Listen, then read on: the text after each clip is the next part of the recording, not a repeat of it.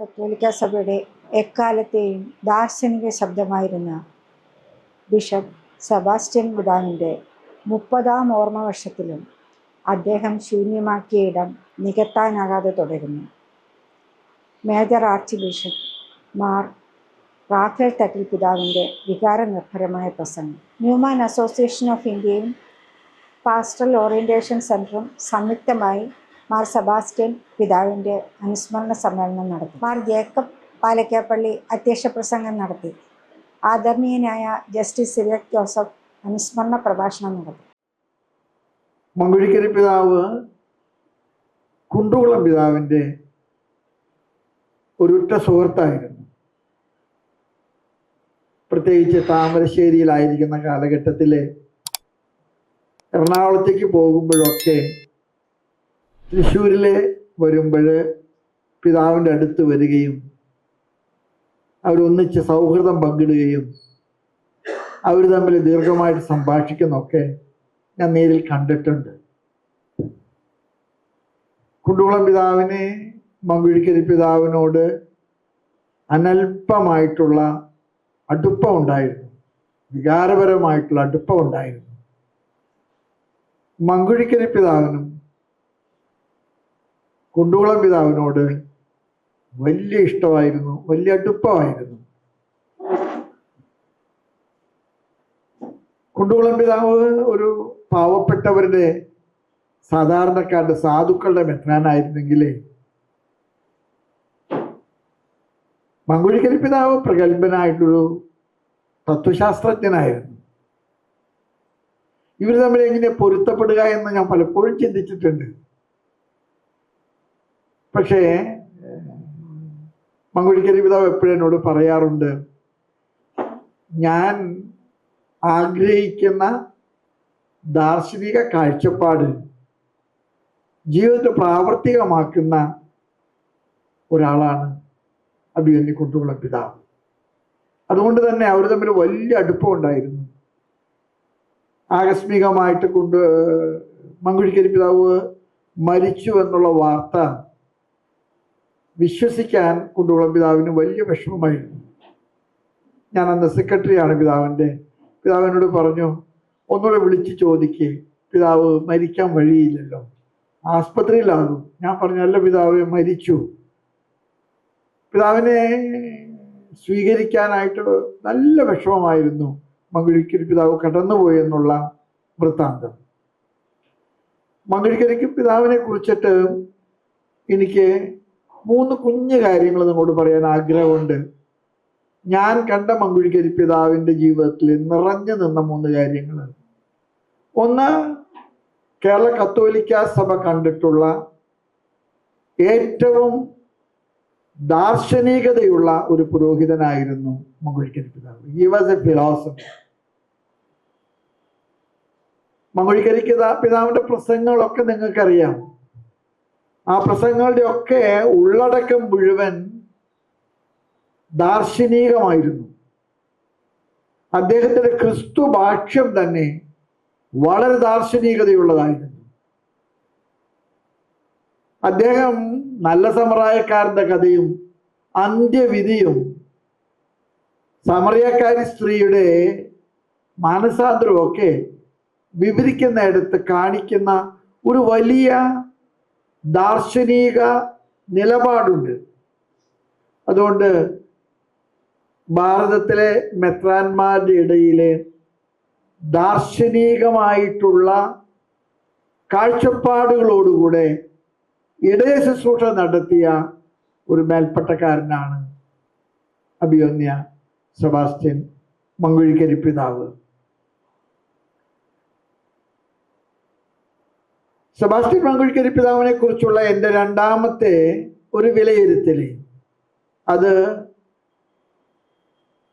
അദ്ദേഹത്തിൻ്റെ പ്രസംഗങ്ങൾ വാചാലമായ വാഗ്മിത്വത്തിൻ്റെ ഒരു അടയാളമായിരുന്നു. പിതാവ് പ്രസംഗിക്കുക എന്ന് പറഞ്ഞാൽ അതിൻ്റെ ഭാഷ മാത്രമല്ല, എനിക്ക് തോന്നുന്ന അദ്ദേഹത്തിൻ്റെ ഭാഷയിൽ അദ്ദേഹം ഉപയോഗിക്കുന്ന പദപ്രയോഗങ്ങൾ അദ്ദേഹം ഉപയോഗിക്കുന്ന കാഴ്ചപ്പാടുകൾ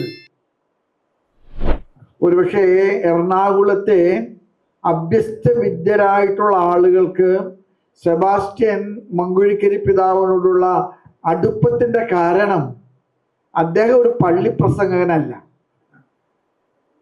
അദ്ദേഹം ഒരിക്കലും അങ്ങനെയല്ല. അദ്ദേഹത്തിന്റെ പ്രസംഗങ്ങൾക്കൊക്കെ തന്നെ ഞാൻ ചിലപ്പോഴൊക്കെ വിചാരിക്കാറുണ്ട്, ഇന്നത്തെ ആധുനിക സാങ്കേതിക വിദ്യകള് അന്നുണ്ടായിരുന്നുവെങ്കിൽ അഭിമന്യ പിതാവിന് വീണ്ടും വീണ്ടും നമുക്ക് കേൾക്കാൻ കഴിഞ്ഞാൽ.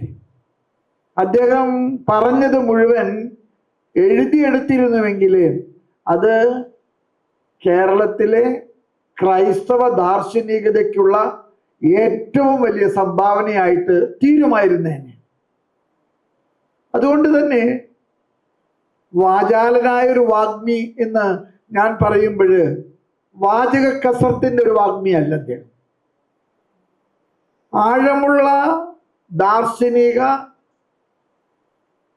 സമസ്യകൾ കൃത്യതയോടുകൂടെ വ്യക്തതയോടുകൂടെ വളരെ ശാസ്ത്രീയമായിട്ട് അവതരിപ്പിക്കുന്ന ഒരു താത്വിക ആചാര്യനായിരുന്നു അദ്ദേഹം. ഞാൻ പലപ്പോഴും അദ്ദേഹത്തിൻ്റെ പള്ളി പ്രസംഗങ്ങളെ കുറിച്ചിട്ട് നിങ്ങൾ എങ്ങനെ വിലയിരുത്തുമെന്ന് എനിക്കറിയാൻ പാടില്ല. അദ്ദേഹത്തിൻ്റെ പള്ളി പ്രസംഗങ്ങളൊന്നും തന്നെ കെട്ടുകഥകളുടെ ഒരു ഒരു ഒരു സമാഹാരമല്ല. അദ്ദേഹം മലയിലെ പ്രസംഗവും നല്ല ഇടയന്റെ കഥയും നല്ല സമറയാക്കാരന്റെ കഥയും അന്ത്യവിധിയൊക്കെ പറയുന്നിടത്ത് പുലർത്തുന്ന ഒരു ദാർശനിക കാഴ്ചപ്പാടുണ്ട്. ആ കാഴ്ചപ്പാടായിരുന്നു സത്യം പറഞ്ഞാൽ വിശുദ്ധ ഗ്രന്ഥത്തിന് കേരള സംസ്കാരത്തിലും ഭാഷയിലും ഒരു ദാർശനിക ഭാവം നൽകാൻ കഴിഞ്ഞത്. മങ്കുഴിക്കരി പിതാവിനെ കുറിച്ചിട്ട് മൂന്നാമതായിട്ട് എനിക്ക് പറയാൻ ഇഷ്ടമുള്ള ഒരു കാര്യമുണ്ട്. ഒരു സ്വല്പം ഹോട്ട് ടെമ്പേർഡാണ് പിതാവ്, പെട്ടെന്ന് ചൂടാകും. തനിക്ക് പറയാനുള്ള കാര്യം പെട്ടെന്ന് അടിച്ചു പറയും. പക്ഷെ ഞാൻ പലപ്പോഴും കണ്ടിട്ടുണ്ട് മങ്കുഴിക്കരി പിതാവിനെ പോലെ വാത്സല്യനിധിയായിട്ടുള്ള ഒരു ഇടയശ്രേഷ്ഠൻ കേരള സഭ കണ്ടിട്ടില്ല. ആരോടാണോ കൂടുതൽ വഴക്ക് കൂടിയത് അവരോടാണ് പിതാവിന് കൂടുതൽ ഇഷ്ടമുള്ളത്. ഞാൻ ഒരിക്കല് കുണ്ടുകുളം പിതാവായിട്ട് ഭയങ്കരമായിട്ട് തർക്കിക്കുന്ന കണ്ടിട്ട് ഞാനന്ന് ചെന്ന് ഇടപെട്ടിട്ട് ഞാൻ പറഞ്ഞു, പിതാവേ എടോ അങ്ങ് മാറിപ്പോ, ഇത് ഞങ്ങൾ തമ്മിൽ തീർക്കേണ്ട കാര്യമാണ്. ഞാന് പിതാവിനോട് ഇഷ്ടമുള്ളത് കൊണ്ട് അതൊക്കെ പറയുന്നത്, മനസ്സിലായോ? ഞങ്ങള് ഇവിടെ നിന്ന് പിരിയുമ്പോൾ ഞങ്ങൾ തമ്മിൽ അകൽച്ച വർദ്ധിക്കുകയല്ല, അടുപ്പം കൂടുകയാണ് ചെയ്തിരിക്കുന്നത്. അത് പിതാവിന്റെ ഏറ്റവും വലിയ ഒരു പ്രത്യേകതയാണ്. മുഖത്ത് നോക്കി കാര്യങ്ങളൊക്കെ പറയും. അതൊരു പ്രവാചകന്റെ പ്രത്യേകതയാണ്. പക്ഷെ അതിൻ്റെ പേരിൽ ഒരു മുറിവുണ്ടാക്കുകയോ അതിൻ്റെ പേരിൽ ഒരു അകൽച്ച സൃഷ്ടിക്കുകയോ അദ്ദേഹം ചെയ്തിട്ടില്ല, ഒരിക്കലും ചെയ്തിട്ടില്ല. അദ്ദേഹം എന്നും തന്നെ അടുപ്പങ്ങളുടെ ഒരു പര്യായമായിരുന്നു. അടുപ്പങ്ങൾ അദ്ദേഹം വളരെ ഇഷ്ടപ്പെട്ടിരുന്നു. ഞാൻ കുണ്ടുകുളം പിതാവിനെയൊക്കെ കാണാൻ വരുന്ന സമയത്ത് പലപ്പോഴും ഒന്നിച്ച് ഭക്ഷണം കഴിക്കാനൊക്കെ അവർ വരുന്ന സമയത്ത് അവർ തർക്കിച്ചിരുന്നത് പലപ്പോഴും എന്തിനാണെന്ന് പോലും എനിക്ക് തോന്നിയിട്ടുണ്ട്. ദൈവം എന്തിനാ ഇവർ തർക്കിച്ചിരുന്നത് എന്ന് ഞാൻ ചിലപ്പോഴും ചിന്തിച്ചിട്ടുണ്ട്. അത്രയ്ക്ക് ആഴമായിട്ട് അടുപ്പം. ഞാൻ കുണ്ടുകുളം പിതാവ് മങ്കുഴിക്കരി പിതാവ് മരിച്ചു എന്നുള്ള വാർത്ത കേട്ടിട്ട് ഈറനണിഞ്ഞ് കണ്ണുനീർ തുടയ്ക്കുന്നത് കണ്ടിട്ടുണ്ട്. പിതാവിന് സഹിക്കാൻ സാധിക്കാതെ പിതാവ് പറഞ്ഞു, കേരള സഭയുടെ ഒരു ശബ്ദം നിലച്ചു. കേരള സഭയുടെ ഒരു പ്രവാചക ശബ്ദം അത് നിലച്ചു. ഇനി അതിന് പകരം വേറൊരാളെ വെക്കാൻ കഴിയില്ല. മങ്കുഴിക്കരി പിതാവിൻ്റെ 30ാമത്തെ ഓർമ്മ കൊണ്ടാടുമ്പോൾ അദ്ദേഹം ഈ സമൂഹത്തിലെ സൃഷ്ടിച്ചിട്ടുള്ള ഒരു ഇടമുണ്ട്, അദ്ദേഹത്തിന് ഉള്ളൊരു സ്പേസ് ഉണ്ട്. അതെനിക്ക് തോന്നുന്ന മറ്റാർക്കും പകരം വയ്ക്കാൻ പറ്റാത്ത വിധത്തിലുള്ള ഒരു ഇടമാണ്. എറണാകുളം അതിരൂപതയിലെ അദ്ദേഹം ദീർഘകാലം സഹായമെത്രാനായിരുന്നു. ചിലപ്പോഴേ കളിയാക്കിയിട്ട് ആളുകൾ പറഞ്ഞിട്ട് നിത്യസഹായമെത്രാനാണ്. വളരെ വളരെ വർഷക്കാലം അദ്ദേഹം എറണാകുളം അതിരൂപതയിലെ സഹായമെത്രാനായിരുന്നു. അതിൻ്റെ കാരണം വളരെ ചെറുപ്പത്തിൽ അദ്ദേഹം മെത്രാനായിട്ട് അഭിഷിക്തനായി. പാറേക്കാട്ടിൽ പിതാവ് ചെറുപ്പമായിരുന്നു. അന്ന് 75 വയസ്സിൽ വിരമിക്കുന്ന പ്രക്രിയയൊന്നുമില്ല. ഒരുപക്ഷെ അതുകൊണ്ട് തന്നെ അദ്ദേഹം കുറേയേറെ കാലം സഹായമെത്രാനായിട്ട് തുടർന്നു. അദ്ദേഹം താമരശ്ശേരിയിലോട്ട് മാറ്റപ്പെട്ടു. താമരശ്ശേരി രൂപതയുടെ ആദ്യത്തെ ഇടയനാണ്. നിങ്ങൾക്കറിയാമോ എന്ന് എനിക്കറിയാൻ പാടില്ല.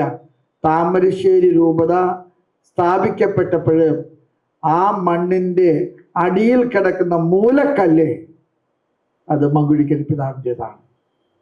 ഇന്ന് താമരശ്ശേരി രൂപത നമ്മുടെ രൂപതകളിലെ ഏറ്റവും പ്രഗത്ഭമായിട്ടുള്ള രൂപതയാണ്. ആ രൂപതയുടെ ചക്രവാളങ്ങൾ ആകാശമേഘം പോലെ സ്വപ്നം കണ്ടൊരു മനുഷ്യൻ.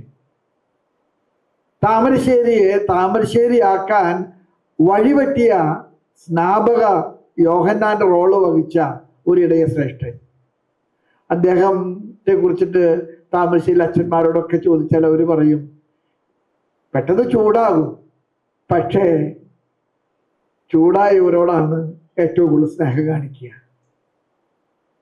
അദ്ദേഹം ചിലപ്പോൾ നമ്മളോട്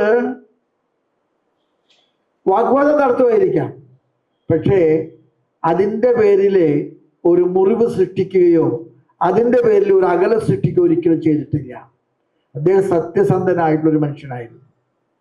പറയാനുള്ള കാര്യങ്ങൾ മുഖത്ത് നോക്കി പറയുന്നൊരു പ്രകൃതിയായിരുന്നു. അതിൻ്റെ പേരിൽ ആരെയും മാറ്റി നിർത്തുകയോ ആരെയും ഒതുക്കി തീർക്കുകയോ ഒന്നും ചെയ്തിട്ടില്ല.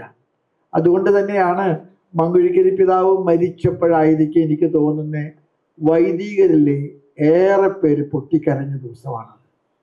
കാരണം പിതാവിനോടുള്ള ഇഷ്ടം, അതായത് പിതാവ് തിരുത്തിയിട്ടുണ്ട്, പിതാവ് ശാസിച്ചിട്ടുണ്ട്, പിതാവ് തർക്കിച്ചിട്ടുണ്ട്, പക്ഷെ ഒന്നും പിന്നീട് കൂട്ടുപലിശയ്ക്ക് മാറ്റിവെച്ചിട്ടില്ല. അത് അന്ന് രാത്രി തന്നെ തീർത്തു. സൂര്യൻ അസ്തമിക്കുന്നതിന് മുൻപ് പരിഭവങ്ങൾ തീർത്ത് എന്നും പഴയ ബന്ധങ്ങളിലെ ഊഷ്മളത പാലിച്ച ഒരു മനുഷ്യൻ. ഞാൻ നിർത്തുകയാണ്. പിതാവിൻ്റെ ഓർമ്മ ഈ 30ാമത്തെ വർഷം നിങ്ങൾ കൊണ്ടാടാൻ തീരുമാനിച്ചത് എനിക്ക് തോന്നുന്നേ എറണാകുളത്ത് അദ്ദേഹത്തിൻ്റെ ഓർമ്മകൾ ഇന്നും ഈ അന്തരീക്ഷത്തിൽ തത്തിക്കളിക്കുന്നുള്ളതിൻ്റെ ഒരു അടയാളമായിട്ടാണ് ഞാൻ കാണുന്നത്. അദ്ദേഹത്തിന് ആർക്കും മറക്കാൻ പറ്റില്ല, അദ്ദേഹത്തിന് ആർക്കും മാറ്റി നിർത്താൻ പറ്റില്ല.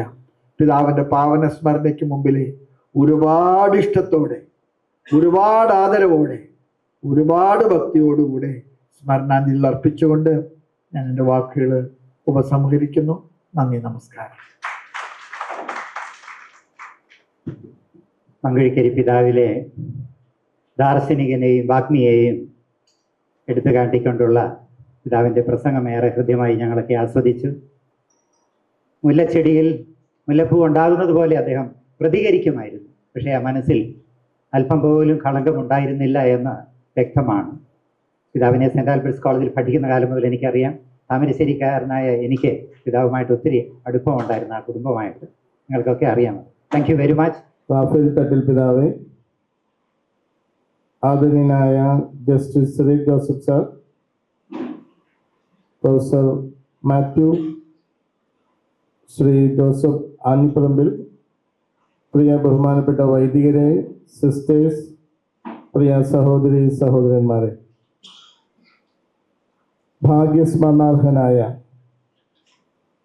മാർ സെബാസ്റ്റ്യൻ മങ്കുഴിക്കരി പിതാവ് ദിവംഗതനായിട്ട് 30 വർഷങ്ങൾ ഇന്നലെ പൂർത്തിയായി. പാണ്ഡിത്യം കൊണ്ടും പ്രഭാഷണം കൊണ്ടും അധ്യാപനം കൊണ്ടും കേരളക്കരയിൽ അതുല്യ പ്രാഭവത്തോടുകൂടെ തൻ്റെ ശ്രേഷ്ഠ പുരോഹിത ശുശ്രൂഷ ഭംഗിയായി പൂർത്തീകരിച്ച 2 രൂപതകളിൽ അപ്പസ്തോലിക ശുശ്രൂഷകൾ ദൈവഹിതപ്രകാരം പൂർത്തീകരിച്ച അഭിമന്യ സെബാസ്റ്റ്യൻ മങ്കുഴിക്കരി പിതാവിൻ്റെ പാവന സ്മരണ. ഇന്ന് നമ്മൾ അദ്ദേഹത്തെ ഓർക്കുമ്പോൾ സ്വാഗത പ്രസംഗകൻ പറഞ്ഞതുപോലെ അദ്ദേഹം നമ്മുടെ മനസ്സിൽ ചിരഞ്ജീവിയായിട്ട് നിലകൊള്ളുന്നു എന്ന യാഥാർത്ഥ്യത്തെ നമ്മൾ ഉറക്കെ പറയുകയാണ്. 2 വർഷക്കാലം എറണാകുളം അതിരൂപതയുടെ അഡ്മിനിസ്ട്രേറ്ററായിട്ട് അഭിനയ പിതാവ് ശുശ്രൂഷ ചെയ്യുകയുണ്ടായി. തുടർന്നാണ് രൂപീകൃതമായ താമരശ്ശേരി രൂപതയുടെ പ്രഥമ മെത്രാനായി അദ്ദേഹം നിയോഗിക്കപ്പെടുന്നതും മലബാറിലേക്ക് പോകുന്നതും. 86 മുതൽ 94 വരെയുള്ള വർഷങ്ങളിൽ ഒരു പുതിയ രൂപതയ്ക്ക് രൂപഭാവം നൽകിക്കൊണ്ട് ഊടും പാവം മെനഞ്ഞുകൊണ്ട് അദ്ദേഹം തൻ്റെ ശ്ലൈഹ ശുശ്രൂഷ ആ മലയോര ഭാഗത്ത് പ്രത്യേകിച്ചും കുടിയേറ്റ കർഷകരുടെ സുസ്ഥിതിക്ക് വേണ്ടിയിട്ട് നിർവഹിച്ച് ദൈവഹിതപ്രകാരം 65ഓളം വയസ്സുള്ളപ്പോൾ ഈ ലോകത്ത് നിന്ന് യാത്രയായി പോയി. അദ്ദേഹം ദിവംഗതനായിട്ട് 30 വർഷങ്ങൾ പൂർത്തീകരിക്കുമ്പോഴും എറണാകുളം അതിരൂപതയിലെ വിശ്വാസി സമൂഹത്തിലും താമരശ്ശേരി രൂപതയിലെ അംഗങ്ങളുടെ ഹൃദയങ്ങളിലും അദ്ദേഹം ചിരപ്രതിഷ്ഠ നേടിയ വ്യക്തിത്വമാണ്. പ്രഗത്ഭനായ വാഗ്മി എന്ന നിലയിൽ കേരളക്കരയിൽ അദ്ദേഹത്തിൻ്റെ പ്രസംഗങ്ങൾ കേൾക്കാനായി, പ്രഭാഷണങ്ങൾ കേൾക്കാനായിട്ട് തടിച്ചു കൂടിയ ആളുകളുണ്ട്. അതുപോലെ താത്വികമായിട്ട് നല്ലൊരു ഫിലോസഫർ എന്ന രീതിയിൽ വിഷയങ്ങളെ അപഗ്രഥിക്കുവാനും പ്രഭാഷണങ്ങളിലൂടെ അത് അവതരിപ്പിക്കുവാനും ഒക്കെയുള്ള അദ്ദേഹത്തിൻ്റെ പാഠവും ഈ കേരളക്കര അംഗീകരിച്ചിട്ടുള്ളതാണ്. പിതാക്കന്മാരിൽ വലിയ പണ്ഡിതൻ എന്ന് അക്കാലത്ത് അദ്ദേഹം അറിയപ്പെടുകയുണ്ടായി. മങ്കുഴിക്കരി പിതാവ് വളരെ ശ്ലാഘനീയമായ രീതിയിൽ നേതൃത്വം കൊടുത്ത അതിരൂപതയുടെ വേദന നിറഞ്ഞ ഒരു പശ്ചാത്തലത്തിലാണ് നാം ഇന്ന് അദ്ദേഹത്തെ അനുസ്മരിക്കുന്നത്. ഹൃദയഭേദകമായ ചില തീരുമാനങ്ങളുടെ ഒരു പശ്ചാത്തലം ഇന്ന് ഈ അനുസ്മരണത്തെ എപ്രകാരമാണ് ആക്കി തീർക്കുന്നത് എന്ന് എനിക്ക് അറിഞ്ഞുകൂടാ.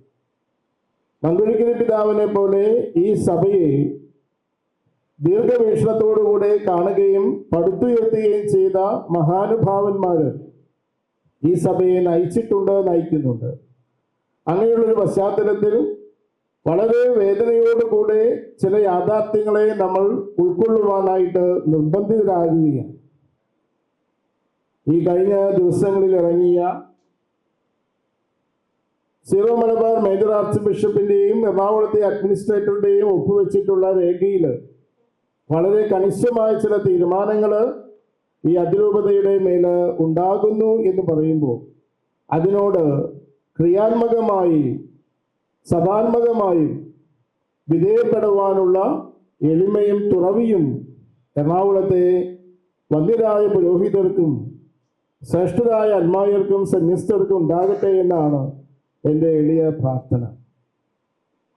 വരാൻ പോകുന്ന വിപത്തിൻ്റെ ആഴമോ അതുണ്ടാക്കാൻ പോകുന്ന വിഭജനമോ ഒക്കെ വളരെ ഗൗരവത്തോടുകൂടെ നോക്കിക്കാണാനും പ്രാർത്ഥനയോടുകൂടെ ഈ പ്രതിസന്ധിയെ തരണം ചെയ്യുവാനുമുള്ള എളിമയും വിശുദ്ധിയും ഉണ്ടാകട്ടെ എന്നാണ് പ്രാർത്ഥിക്കുന്നത്. ഈ സഭാഗാത്രത്തെ പടുത്തുയർത്തുവാനും ഏകയോഗ്യമായിട്ട് നിലനിർത്തുവാനും പൗരോഹിത്യ ശുശ്രൂഷയിലേക്ക് വിളിക്കപ്പെടുകയും തിരഞ്ഞെടുക്കപ്പെടുകയും നിയോഗിക്കപ്പെടുകയും ചെയ്തിട്ടുള്ള വന്ധ്യരായ പുരോഹിതർക്ക് ഉത്തരവാദിത്വമുണ്ട് എന്നത് നമുക്കേവർക്കും സുവ്യക്തമായ കാര്യമാണ്. ഭാഗ്യസ്മരണാർഹനായ സെബാസ്റ്റ്യൻ മങ്കുഴിക്കരി പിതാവ് പറഞ്ഞതും പഠിപ്പിച്ചതും ജീവിതം കൊണ്ട് മാതൃകയായി നൽകിയതുമായ സഭാസ്നേഹം, അദ്ദേഹം പഠിപ്പിച്ചതും അദ്ദേഹം പ്രബോധിപ്പിച്ചതും വഴി നടത്തിയതും ആ ശിക്ഷണം സ്വീകരിച്ചവരുമായ മുതിർന്ന പുരോഹിതന്മാര് പിന്നാലെ വരുന്ന തങ്ങളുടെ സഹോദര വൈദികർക്ക് പ്രചോദനാത്മകമായി വർത്തിച്ചുകൊണ്ട് കാണിച്ചു കൊടുക്കേണ്ടതാണ്.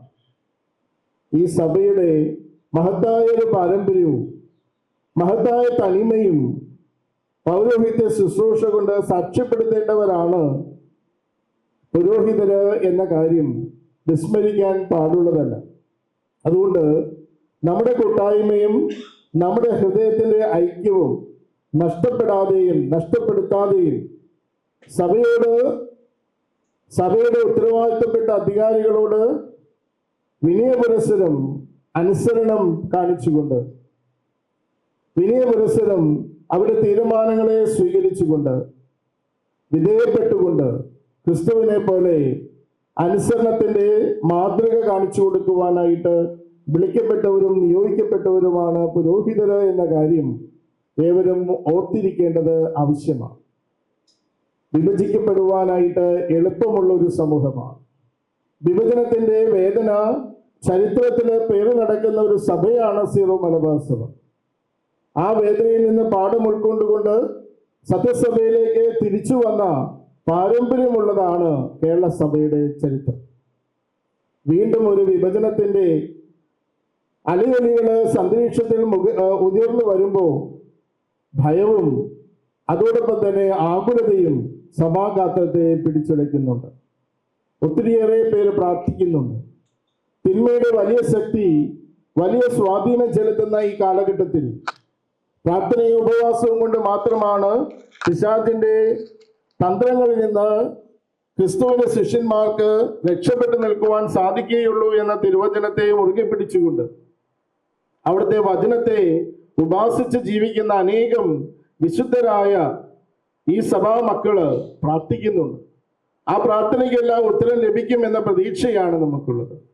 അതുകൊണ്ട് തന്നെ സഭയുടെ ഐക്യത്തിന് വിഘാതം സൃഷ്ടിക്കുന്ന, സ്നേഹ കൂട്ടായ്മയ്ക്ക് മുറിവേൽപ്പിക്കുന്ന, സഭയുടെ മജിസ്ട്രേറിയത്തോട് എതിർത്ത് നിൽക്കുന്ന, സഭയുടെ ഉത്തമരായ അധികാരികളോട് മർദ്ദനിച്ച് നിൽക്കുന്ന സാഹചര്യങ്ങളെ ഒഴിവാക്കുവാനും ഹൃദയത്തിന്റെ ഐക്യത്തിലേക്ക് കടന്നു വരുവാനും എളിമയോടുകൂടി അനുസരണത്തെ മുറുകെ പിടിച്ചുകൊണ്ട് ക്രിസ്തുവിന്റെ നല്ല മാതൃക ലോകത്തിന്റെ മുമ്പിൽ ഒന്നുകൂടെ പ്രകാശമാനമാക്കുവാൻ സാധിക്കുന്ന തലത്തിലേക്ക് എളിമയോടുകൂടെ ചിന്തിക്കുവാനും പ്രാർത്ഥിക്കുവാനും ഉത്തരവാദിത്തപ്പെട്ടവർക്ക് സാധിക്കട്ടെ എന്നാണ് ഈ പുണ്യ അനുസ്മരണ ദിനത്തില് എൻ്റെ പ്രാർത്ഥന. കാരണം വിഭജിക്കപ്പെട്ടു പോയാൽ മങ്കുഴിക്കരി പിതാവിൻ്റെ മനസ്സ്, ആത്മാവ് വേദനിക്കുമെന്ന് ഉറപ്പാണ്. കാരണം ഐക്യത്തിന് വേണ്ടിയിട്ട്, വിശ്വാസത്തിന് വേണ്ടിയിട്ട് തൻ്റെ പ്രബോധനങ്ങളുടെ ഈ സഭയെ പടുത്തുയർത്തിയ മഹാനായ ആചാര്യനായിരുന്നു സെബാസ്റ്റ്യൻ മങ്കുഴിക്കരി പിതാവ്. അദ്ദേഹം പഠിപ്പിക്കുകയും അദ്ദേഹം പ്രബോധിപ്പിക്കുകയും അദ്ദേഹം വഴി നടത്തുകയും ചെയ്ത ഒരു സഭാഗാത്രത്തിന് പരിശുദ്ധമായ സഭയിൽ നിന്ന് മാറി നിൽക്കുവാനായിട്ട് എങ്ങനെയാണ് സാധിക്കുക? എങ്ങനെയാണ് അപ്രകാരം പ്രവർത്തിക്കാൻ സാധിക്കുക? അതുകൊണ്ട് സഭയെ സ്നേഹിക്കുന്ന, സഭയോട് കൂറു പുലർത്തുന്ന, സഭയോട് വിശ്വസ്ത പുലർത്തുന്ന വിശ്വാസ സമൂഹത്തിന്റെ വിശ്വാസ ജീവിതത്തിന് പ്രചോദനം നൽകുന്ന നല്ല തീരുമാനങ്ങൾ എടുക്കാനായിട്ട് ഉത്തരവാദിത്തപ്പെട്ട പുരോഹിത സമൂഹത്തിന് സാധിക്കട്ടെ എന്ന് പ്രാർത്ഥിക്കുക. പ്രിയപ്പെട്ടവരെ, വിഭജനമുണ്ടായാൽ ഉണ്ടാകാവുന്ന വിപത്ത് അത് നമ്മുടെ ചിന്തകൾക്കും വാക്കുകൾക്കും ഒക്കെ അപ്പുറത്താണ്. വിശ്വാസ സമൂഹത്തിന്റെ ആത്മീയ കാര്യങ്ങളിൽ ഉണ്ടാകുന്ന വീഴ്ച അത് അപരിഹാര്യമായ ഒന്നായിരിക്കും. ആത്മാവിന്റെ രക്ഷയ്ക്ക് വേണ്ടിയിട്ടാണ് എല്ലാവരും പൗരോഹിത്യം സ്വീകരിച്ചിരിക്കുന്നത്, സമർപ്പിത ജീവിതത്തിലേക്ക് വിളിക്കപ്പെട്ടിരിക്കുന്നത്. ആത്മാവിന്റെ രക്ഷയ്ക്ക് വേണ്ടി എൻ്റെ പൗരോഹിത്യ ശുശ്രൂഷകള് ഞാൻ മാറ്റിവെക്കുന്നില്ല എങ്കിൽ, ആത്മാവിന്റെ രക്ഷയെക്കുറിച്ച് കരുതലുള്ള ശിഷ്യനായിട്ട് ഞാൻ പ്രവർത്തിക്കുന്നില്ല എങ്കിൽ എൻ്റെ പൗരോഹിത്യത്തിന് യാതൊരു അർത്ഥവുമില്ല. അതുകൊണ്ട് എനിക്ക് ഫലമേൽപ്പിക്കപ്പെട്ടിരിക്കുന്ന വിശ്വാസ സമൂഹത്തിന്റെ ആത്മാക്കളുടെ രക്ഷയ്ക്ക് വേണ്ടി ക്രിസ്തുവിനെ പോലെ എളിമയോടുകൂടി, അനുസരണത്തോടുകൂടി, വിധേയത്വത്തോടുകൂടി അധികാരത്തിന് കീഴ്പ്പെട്ടു പോകുവാനായിട്ട് എനിക്ക് സാധിക്കണം. ഞാൻ ആ വചനത്തെ ഓർക്കുകയാണ്. ഈശോയുടെ അടുക്കലേക്ക് ശതാധിപൻ തന്റെ ആളുകളെ പറഞ്ഞു വിടുന്നുണ്ട്. ശതാധിപൻ പറയുന്നത്, നീ എൻ്റെ വീട്ടിലേക്ക് വരാൻ യോഗ്യനല്ല ഞാൻ, അതുകൊണ്ട് നീ ഒരു വാക്ക് അരുളി ചെയ്താൽ എൻ്റെ ഭൃത്യൻ സുഖപ്പെടും എന്ന് പറഞ്ഞുകൊണ്ടാണ് അദ്ദേഹം യേശുവിൻ്റെ അടുത്തേക്ക് തന്റെ ആളുകളെ അയക്കുക. എങ്കിലും ഈശോ ശതാധിപന്റെ വീട്ടിലേക്ക് വരുമ്പോൾ ആളുകൾ വന്നിട്ട് പറയുന്നുണ്ട്, അയാൾ മരിച്ചുപോയി, നീ ഗുരുവിനെ ബുദ്ധിമുട്ടിക്കേണ്ട. അപ്പോൾ ഈശോ ഈ ശതാധിപനോട് ഈശോ പറയുന്നുണ്ട്, വിശ്വസിക്കുക മാത്രം ചെയ്യുക. അപ്പോൾ ശതാധിപൻ പറയുന്നത് എന്താണ്? ഞാൻ അധികാരത്തിന് കീഴ്പ്പെട്ടവനാ, എൻ്റെ കീഴിലും ആളുകളുണ്ട്. ഒരുവനോട് വരിക എന്ന് പറയുമ്പോൾ അവൻ വരുന്നു, പോവുക എന്ന് പറയുമ്പോൾ അവൻ പോകുന്നു. ഈശോ അപ്പോൾ ശതാധിപനോട് പറഞ്ഞു, ഇസ്രായേൽ പോലും ഞാൻ ഇത്രയും വലിയ വിശ്വാസം കണ്ടിട്ടില്ല. അധികാരത്തിന് കീഴ്പ്പെട്ട ആളുകള് അധികാരത്തോട് വിധേയത്വം പുലർത്തുമ്പോൾ അവിടെ സംഭവിക്കുന്നത് വലിയ അത്ഭുതങ്ങളാണ്, രക്ഷയുടെ അടയാളങ്ങളാണ് എന്ന് വചനം നമ്മോട് സാക്ഷ്യപ്പെടുത്തുകയാണ്. ഈ വചനത്തിന്റെ പൊരുളൊക്കെ ഉൾക്കൊള്ളുവാനും എളിമയോടുകൂടെ ക്രിസ്തുവിന്റെ അനുസരണത്തെ പ്രഘോഷിക്കുവാനും പ്രിയപ്പെട്ട സഹോദര വൈദികർക്ക് സാധിക്കട്ടെ എന്ന് ഞാൻ എളിമയോടുകൂടെ പ്രാർത്ഥിക്കുകയാണ്. ഇന്ന് ഭാഗ്യസ്മരണാർഹനായ സെബാസ്റ്റ്യൻ മങ്കുഴിക്കരി പിതാവിനെ അനുസ്മരിക്കുന്ന ഈ സായന്തനത്തിൽ എന്നെ സെമിനാരിയിലേക്ക് എടുത്തത്, വൈദിക ശുശ്രൂഷയിലേക്ക് എന്നെ തെരഞ്ഞെടുത്തത് മങ്കുഴിക്കരി പിതാവാണ്. അതുകൊണ്ട് തന്നെ എൻ്റെ പ്രാർത്ഥനയിൽ എല്ലാ ദിവസവും അഭിനന്ദ പിതാവുണ്ട്. പിതാവ് ഞങ്ങളോട് പറഞ്ഞു, നിങ്ങളെ തെരഞ്ഞെടുത്തവരെല്ലാവരും വൈദികരാകണം എന്ന് ഞങ്ങൾ പ്രതീക്ഷിക്കുന്നില്ല. പക്ഷേ നല്ല പരിശീലനം സ്വീകരിച്ച് ഉത്തമ വിശ്വാസികളായിട്ട് ഈ സമൂഹത്തിൽ ക്രിസ്തുവിനെ പ്രഘോഷിക്കുന്നവരും സാക്ഷികളുമായിട്ട് നിങ്ങൾ ജീവിച്ചുകൊണ്ട് നിങ്ങളുടെ വിശ്വാസ ജീവിതത്തെ നിങ്ങൾ ധന്യമാക്കണം.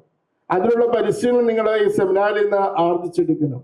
അങ്ങനെ ക്രിസ്തുവിനെ സ്വീകരിക്കുവാൻ, മനസ്സിലാക്കുവാൻ, അനുഭവിക്കുവാൻ, ക്രിസ്തുവായിട്ട് മാറുവാനുള്ള ആ ഒരു പരിശീലന ഘട്ടത്തിലേക്ക് എന്നെയും വിളിച്ച് ചേർത്ത് വെച്ച ഭാഗ്യപ്പെട്ട സെബാസ്റ്റ്യൻ മങ്കുഴിക്കരി പിതാവിന്റെ പാവന സ്മരണയ്ക്ക് മുമ്പിൽ ആദരാഞ്ജലികൾ അർപ്പിച്ചുകൊണ്ട് ഞാൻ എൻ്റെ വാക്കുകളെ ഉപസംഹരിക്കുന്നു.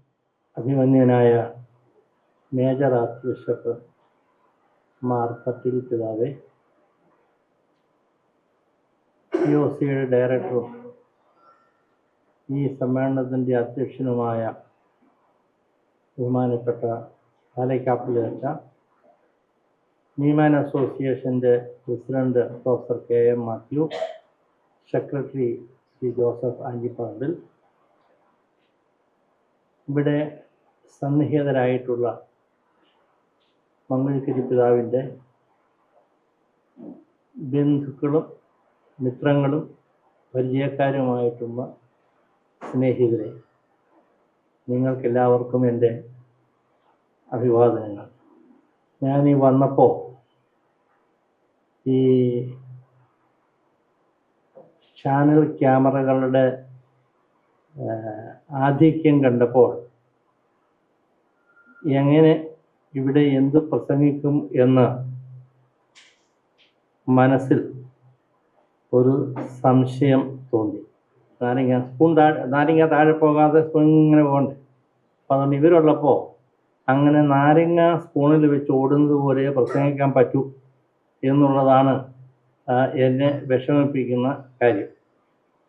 എന്തായാലും ഇന്നത്തെ വിഷയം അല്ലെങ്കിൽ പ്രതിപാദ്യ വിഷയം അഭിവന്ദ്യനായ മങ്കുഴിക്കരി പിതാവായതുകൊണ്ട് എനിക്ക് പറയാനുള്ളത് പറയേണ്ടതായിട്ടുണ്ട്. അഭിവന്യ മങ്കുഴിക്കരി പിതാവിനെ കുറിച്ച് പറയുന്നതിന് മുമ്പായിട്ട് എനിക്കൊരു വാക്ക് ഇന്ന് നമ്മൾ അനുസ്മരിച്ച ശ്രീ ജോസഫ് തേറാട്ടിനെ കുറിച്ചുകൂടി പറയാൻ ആഗ്രഹിക്കുന്നു. നീമാൻ അസോസിയേഷൻ്റെ പ്രസിഡൻ്റായിട്ട് വളരെ വർഷങ്ങൾ, എറണാകുളത്തെ നീമാൻ അസോസിയേഷൻ്റെ പ്രസിഡൻ്റായിട്ട് വളരെ വർഷങ്ങൾ സേവനം ചെയ്ത വ്യക്തിയാണ് Shri Joseph Therattil. Joseph Therattil Indian revenue സർവീസിൽ ചേർന്ന് പിന്നീട് UN ചേർന്ന് ഇന്ത്യയുടെ പ്രതിനിധി സംഘത്തിൽ അംഗമായി ദീർഘകാലം യുണൈറ്റഡ് നേഷൻസ് ജോലി ചെയ്തതിന് ശേഷം റിട്ടയർ ചെയ്ത് നാട്ടിൽ തിരിച്ചെത്തിയപ്പോൾ എറണാകുളത്ത് താമസമാക്കുകയും ഹൈക്കോടതിയിൽ അഭിഭാഷകനായി പ്രാക്ടീസ് ചെയ്യുകയും ചെയ്തു. അങ്ങനെ അദ്ദേഹം UN നിന്നും മടങ്ങി വന്ന് അഭിഭാഷകനായി പ്രാക്ടീസ് തുടങ്ങിയ കാലത്താണ് ശ്രീ തേറാട്ടിലിനെ ഞാൻ പരിചയപ്പെടുന്നത്. അങ്ങനെ അന്ന് മുതൽ ഞങ്ങൾ തമ്മിൽ വളരെ അടുത്ത സൗഹൃദം ഉണ്ടായിരുന്നു എന്നുള്ളത് ഞാൻ സന്തോഷപൂർവ്വം അനുസ്മരിക്കുന്നു. അദ്ദേഹം നമ്മെ വിട്ടുപിരിഞ്ഞു പോയിട്ട് ഏതാനും ആഴ്ചകളെ ആയിട്ടുള്ളൂ. അദ്ദേഹം ന്യൂമാൻ അസോസിയേഷനിലെ ഒരു അംഗം എന്ന നിലയിൽ ഞങ്ങളുടെയൊക്കെ ജ്യേഷ്ഠ സഹോദരനാണ്. ആ നിലക്ക് ശ്രീ ജോസഫ് തെറാട്ടിലിൻ്റെ പാവന സ്മരണയ്ക്ക് മുമ്പിൽ ആദരാഞ്ജലികൾ ഞാൻ അർപ്പിക്കുന്നു. തെറാട്ടിലിനെ കുറിച്ച് പറയുമ്പോൾ ഒരു കാര്യം കൂടി പറയേണ്ടതുണ്ട്.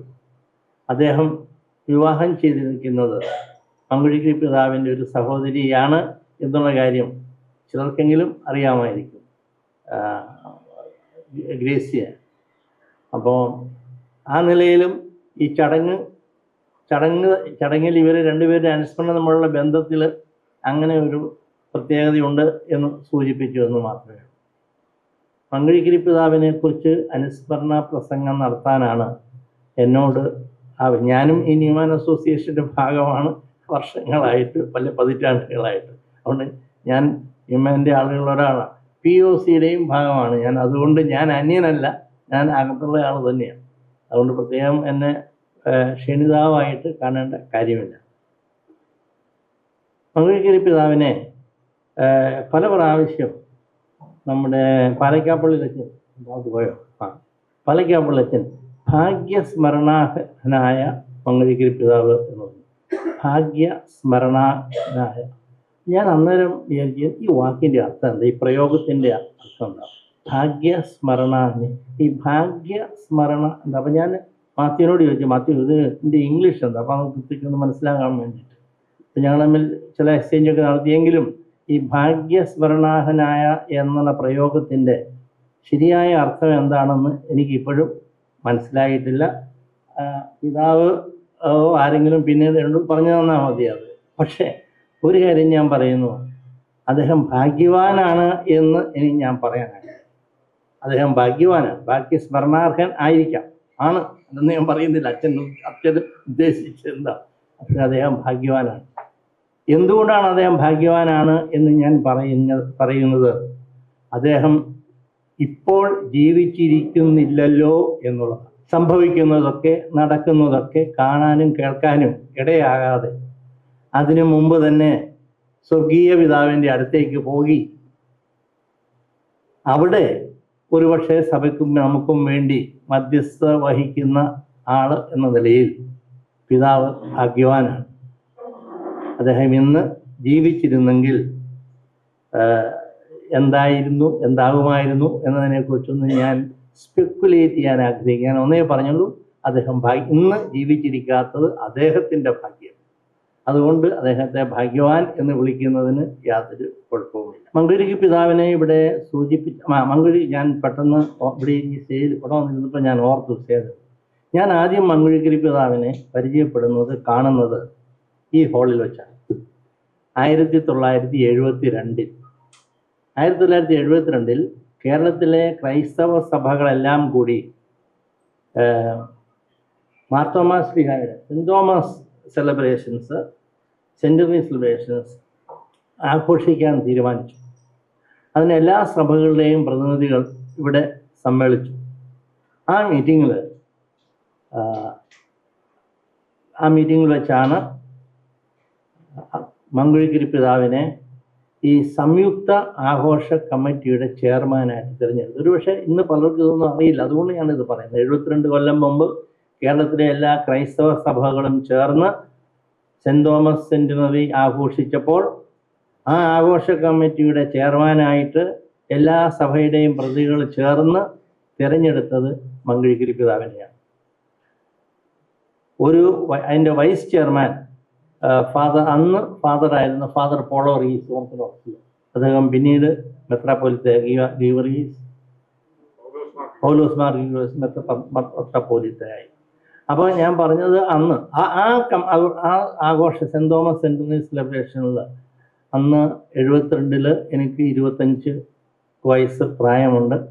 അടുത്ത യൂത്ത് കമ്മിറ്റിയുടെ കൺവീനറായിരുന്നു ഞാൻ. അങ്ങനെ സെൻറ് തോമസ് സെൻറ്ററി സെലിബ്രേഷൻസിൻ്റെ പ്രവർത്തനങ്ങളുമായി ബന്ധപ്പെട്ടാണ് പിതാവും ഞാനുമായിട്ട് ഏറ്റവും കൂടുതൽ അടുക്കുന്നതിനും അറിയുന്നതിനും സംസർഗമുണ്ടാകുന്നതിനും ഇടയായിട്ടുള്ളത് ഞാനിവിടെ ഇരുന്ന് ഓർത്തു. പിതാവിൻ്റെ 25ാം ചരമവാർഷികം 5 വർഷം മുമ്പ് ആഘോഷിച്ചപ്പോൾ ആചരിച്ചപ്പോൾ അന്നും ഈ ഹാളിൽ വെച്ചാണ് നമ്മൾ സമ്മേളിച്ചത്. അന്ന് മേജർ ആർച്ച് ബിഷപ്പായിരുന്ന കർദിനാൾ ആലഞ്ചേരി പിതാവാണ് അന്ന് അതിൽ മുഖ്യാതിഥിയായി പങ്കെടുത്തത് എന്നുള്ളതും ഞാൻ ഓർമ്മിക്കുന്നു. അപ്പം അത് പിതാവുമായിട്ടുള്ള വ്യക്തിപരമായ ബന്ധത്തെക്കുറിച്ച് ഞാൻ സൂചിപ്പിക്കാം. അപ്പോൾ 72 മുതൽ അദ്ദേഹത്തിൻ്റെ മരണം വരെയുള്ള കാലഘട്ടം വളരെ അടുത്ത് ഇടപെടുന്നതിനും അറിയുന്നതിനും എനിക്ക് അവസരം ലഭിച്ചിട്ടുണ്ട്. എന്നോട് വളരെ വാത്സല്യവും സ്നേഹവും അദ്ദേഹം കാണിച്ചിട്ടുണ്ട്. ഒരു ജ്യേഷ്ഠ സഹോദരനെ പോലെ എന്നെ കരുതി എന്നെ ഉപദേശിക്കുകയും തിരുത്തുകയും പ്രചോദിപ്പിക്കുകയും ഒക്കെ ചെയ്തിട്ടുള്ള വ്യക്തിയാണ് മങ്കടിക്ക് പിതാവ്. മരണത്തിന് ഒരാഴ്ച മുമ്പ് അദ്ദേഹം എറണാകുളത്ത് എത്തിയിരുന്നു. അന്ന് റിന്യൂവൽ സെൻറ്ററിൽ വന്ന് എന്നെ വിളിപ്പിച്ചു, എന്നോട് വരാൻ പറഞ്ഞു, കാണാൻ വേണ്ടിയിട്ട് ചെല്ലാൻ പറഞ്ഞു. ഞാൻ റിന്യൂവൽ സെൻറ്ററിൽ പോയി പിതാവായിട്ട് സംസാരിച്ചു. അപ്പം ആ പിതാവിന് അന്ന് അറിയേണ്ടിയിരുന്നൊരു കാര്യം, എൻ്റെ പേര് ഹൈക്കോടതി ജഡ്ജിയായി 94 ഹൈക്കോടതി ജഡ്ജിയായിട്ട് പോയിട്ടുണ്ടെന്നുള്ളത് അറിയാമായിരുന്നു. അതെന്തായി എന്നറിയാൻ വേണ്ടിയിട്ടായിരുന്നു. അത് പ്രസിഡന്റ് ഒപ്പിട്ടു എന്നുള്ളവർ എനിക്കറിയാമായിരുന്നു, പക്ഷെ ആരോടും പറഞ്ഞില്ല. അങ്ങനെ സാധാരണ ഇപ്പോഴാണ് എല്ലാം ഇങ്ങനെ നേരത്തെ തന്നെ എല്ലാം അന്നൊക്കെ ഇത് വരുമ്പോഴത്തേ തന്നെ ആളുകൾ അറിയുള്ളൂ, ആരും ഇത് പറഞ്ഞു നടക്കാറില്ല. പക്ഷെ പിതാവിനോട് ഞാൻ പറഞ്ഞു, പിതാവിനോട് ഞാൻ പറയാം, അത് പ്രസിഡന്റ് ഒപ്പിട്ടു, താമസിയാതെ വാറണ്ട് വരും. അപ്പം ഞാൻ പറഞ്ഞത് എൻ്റെ ജീവിതത്തിലെ ഏറ്റവും വലിയ ഒരു പ്രധാനപ്പെട്ട ഒരു സംഭവം അല്ലെങ്കിൽ വളർച്ച അദ്ദേഹം അറിഞ്ഞതിന് ശേഷം അതിൽ സന്തോഷിച്ചാണ് അദ്ദേഹം പോയത്, അതിൽ ആ സന്തോഷത്തോടുകൂടി അറിഞ്ഞിട്ടാണ് പോയത് എന്നത് സൂചിപ്പിക്കാൻ വേണ്ടിയിട്ടാണ്. പിതാവ് പണ്ഡിതനായിരുന്നു എന്ന് പറഞ്ഞു, നല്ല പ്രഭാഷകനായിരുന്നു എന്ന് പറഞ്ഞു. ഈ അദ്ദേഹത്തിൻ്റെ പാണ്ഡിത്യവും പ്രഭാഷണ കലയും നമ്മൾ ഓർമ്മിക്കുമ്പോൾ, അനുസ്മരിക്കുമ്പോൾ, പരാമർശിക്കുമ്പോൾ ശ്രദ്ധിക്കേണ്ട ഒരു കാര്യം, പണ്ഡിതോചിതമായ കാര്യങ്ങൾ അദ്ദേഹം വിശദീകരിക്കുന്നത് സാധാരണക്കാർക്ക് കൂടി മനസ്സിലാക്കാൻ സാധിക്കുന്ന പ്രഭാഷണ ചാതുരിയോടുകൂടി ആയിരുന്നു എന്നുള്ളതാണ്. ഞാൻ യുവാവായിരുന്ന കാലത്തും അതിന് ശേഷവും പല സെമിനാരി പ്രൊഫസർമാരുടെയും കൂടെ പ്രസംഗിച്ചിട്ടുണ്ട്, സെമിനാരികളിലും പ്രസംഗിച്ചിട്ടുണ്ട്. മങ്കഴിക്കൽ പിതാവ് സെമിനാരിയിൽ ഫിലോസഫി പ്രൊഫസർ ആയിരുന്നുകൊണ്ടാണ് ഞാനിത് പറയുന്നത്. ഈ സെമിനാരി പ്രൊഫസർമാർക്കുള്ള ഒരു ഗുണമോ ദോഷമോ എന്താണെന്ന് വിചാരിച്ചാൽ അവർ പറയുന്നത് സാധാരണക്കാർക്ക് മനസ്സിലാവില്ല. അത് സെമിനാരി പഠിക്കുന്ന പിള്ളേർ, അവർ പഠിക്കാൻ വേണ്ടിയിരിക്കുന്നവർ, അവർക്ക് തന്നെ അത് അകത്തേക്കാണോ പോകുന്നത്, തലയുടെ മുകളിൽ കൂടിയാണോ പോകുന്നതെന്ന് എനിക്കറിയാൻ പാടില്ല. ഏതായാലും ഞാൻ പറയുന്നത് മനുഷ്യന് മനസ്സിലാകുന്ന രീതിയിൽ, ലളിതമായ രീതിയിൽ പറയാനുള്ള കഴിവ് എല്ലാ പ്രൊഫസർമാർക്കും പണ്ഡിതന്മാർക്കും ഒന്നുമില്ല. അത് വളരെ അപൂർവമായിട്ട് മാത്രമേ ഉള്ളൂ ഈ വലിയ പണ്ഡിതന്മാർക്ക് ലഭിച്ചിട്ടുള്ളൂ. അങ്ങനെ സാധാരണക്കാരനും മനസ്സിലാകത്തക്ക വിധത്തിൽ ലളിതമായ ഭാഷയിൽ എന്നാൽ ആവേശകരമായി പ്രസംഗിക്കുന്നതിന് ഉള്ള പ്രാഗൽഭ്യം ലഭിച്ച അപൂർവം ചില പണ്ഡിതരിൽ ഒരാളാണ് മങ്കഴിക്കൽ പിതാവ് എന്നുള്ളത് ഞാൻ ഓർമ്മിക്കുന്നു. 70കളിലും 80കളിലും ഒക്കെ അദ്ദേഹം ഇവിടെ ഉണ്ടായിരുന്ന കാലത്ത് എനിക്ക് പറയാൻ സാധിക്കും, കാരണം എനിക്കറിയാമത് ഈ കത്തോലിക്ക സഭയിൽ അല്ലാത്ത ക്രൈസ്തവ സഭകളിൽ അല്ലെ ക്രൈസ്തവ സമൂഹങ്ങളിൽ പ്രസംഗിക്കുന്നതിന് അവർക്കൊരു കത്തോലിക്ക മെത്രാനെ വേണമെന്ന് പറഞ്ഞാൽ അവർ ഏറ്റവും ഫസ്റ്റ് പ്രിഫറൻസ് കൊടുത്തിരുന്നത് ബിഷപ്പ് മങ്കഴിക്കരിക്കാണ്. അത് തിരുവനന്തപുരം മുതൽ കണ്ണൂർ വരെ അന്ന് അങ്ങനെയായിരുന്നു. എന്നെ തന്നെ പല നോൺ കാത്തലിക് ക്രിസ്ത്യൻ വിഭാഗങ്ങൾ അക്കാലത്ത് സമീപിച്ചിട്ടുണ്ട് പിതാവിനെ ഒന്ന് അറേഞ്ച് ഇത് വിളിച്ചു കൊടുക്കാമോ എന്ന് പറഞ്ഞു. അപ്പം ഞാനവർ ചോദിച്ചു നിങ്ങളുടെ തിരുമേനിമാർ ഒത്തിരി വളരെ കാര്യം. അപ്പോൾ അവർ പറയും മങ്കുഴിക്കരി പിതാവ് അത് ഞങ്ങൾക്ക് വലിയ ഇഷ്ടമാണ്, മങ്കുഴി പിതാവിൻ്റെ പ്രസംഗം ഇഷ്ടമാണ്. ഞാനത് പറഞ്ഞത് അപ്പോൾ കത്തോലിക്ക സഭയിലുള്ളവർക്ക് മാത്രമല്ല, എല്ലാ ക്രൈസ്തവ വിഭാഗങ്ങൾക്കും അതുപോലെ തന്നെ പൊതുസമൂഹത്തിന് അക്രൈസ്തവരായ ആൾക്കാർക്കും അഭിമന്യ പിതാവിൻ്റെ പ്രസംഗങ്ങൾ വളരെ ഇഷ്ടപ്പെട്ടിരുന്നു. അവരതിനെ അധികം അംഗീകരിച്ചിരുന്നു, ആദരിച്ചിരുന്നു എന്നുള്ളതാണ്. സാന്ദർഭികമായി ഞാൻ പറയുകയാണ്, അഭിമന്യ പിതാവിൻ്റെ ഡോക്ടറൽ തീസിസ് തന്നെ മഹാകവി രവീന്ദ്രനാഥ ടാഗോറിൻ്റെ ദർശനത്തെക്കുറിച്ചായിരുന്നു എന്നുള്ളത് ഞാൻ ഓർത്തു. വേറെ എന്തെല്ലാം ഞാൻ മുമ്പ് പറയാൻ സാന്ദർഭികമായി പറയാം. ഞാൻ ഡൽഹിയിൽ ജഡ്ജിയായിരുന്നപ്പോൾ, ഹൈക്കോടതി ജഡ്ജിയായിരുന്നതാണ്. അവിടെ മാർത്തോമ പള്ളിയിലെ വികാരിച്ചൻ ട്രാൻസ്ഫറായി പോകുന്ന ഒരു ചടങ്ങിന് എന്നെ മുഖ്യാതിഥിയായിരുന്നു. അപ്പം ഞാൻ ചോദിച്ചു, നിങ്ങളുടെ അച്ഛൻ പോകുന്നു, നിങ്ങൾ അദ്ദേഹത്തിന് യാത്രയയപ്പ് കൊടുക്കുന്നു, അതിന് ഞങ്ങൾ എന്തിനാ എന്നെ വിളിക്കുന്നത്? ഇല്ല സാർ, ഞാൻ ഒരു VIP വേണം അതിന് വേണ്ടിയിട്ട്. ശരി, അങ്ങനെ അഡ്വക്കേറ്റ് വന്ന് പറഞ്ഞിട്ട് ഞാൻ പോയി.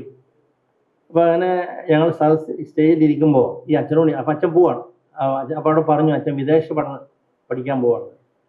അപ്പം ഞാൻ ഈ അച്ഛനോട് ചോദിച്ചു, അച്ഛൻ എവിടെയാണ് വിദേശ പഠനത്തിന് പോകുന്നത്, ഉപരിപഠനത്തിന് പോകുന്നതെന്ന്. അപ്പം ഞാൻ വിചാരിച്ചില്ല അമേരിക്കയിലോ ഇംഗ്ലണ്ടിലോ ഓസ്ട്രേലിയയിലോടത്തൊക്കെ ആയിരിക്കുമെന്ന് വിചാരിച്ചു, ലൂവേനിലോ ആയിരിക്കുമെന്ന് വിചാരിച്ചു. ഞാൻ ഇസ്രായേലിലാണ് പോകുന്നത്. ഓ, ഇസ്രായേലിലാണ് അച്ഛൻ പോകുന്നത്. അവിടെ ജെറുസലേം. അച്ഛൻ ഏത് വിഷയത്തെക്കുറിച്ചാണ് ഗവേഷണം നടത്തുന്നത്? അപ്പോൾ അദ്ദേഹം എന്നോട് പറഞ്ഞു, യേശു ക്രിസ്തുവിനെ തൂക്കിയ കുരിശ്, ആ കുരിശ് എന്ത് മരം കൊണ്ടായിരുന്നു, ഏത് മരമായിരുന്നു, എന്ത് മരമായിരുന്നു എന്നതിനെക്കുറിച്ച് അദ്ദേഹം ഗവേഷണം നടത്താൻ പോവുകയാണ്. എനിക്ക് ആദ്യം പല കാര്യങ്ങളും മനസ്സിൽ തോന്നിയെങ്കിലും ഞാൻ വളരെ സൗമ്യമായി അച്ഛനോട് ചോദിച്ചു, അച്ഛോ അത് ഏത് മതങ്ങളും ആട്ടെ, അത് കണ്ടുപിടിച്ചിട്ട് നമുക്ക് എന്താ പ്രയോജനം? വിശ്വാസികൾക്ക് അതുകൊണ്ട് എന്താ പറയുക, ഇത് തേക്കാണേലും ഈട്ടിയാണേലും മുരിക്കാണേലും അതുകൊണ്ട് എന്താ പ്രയോജനം എന്ന് ചോദിച്ചു.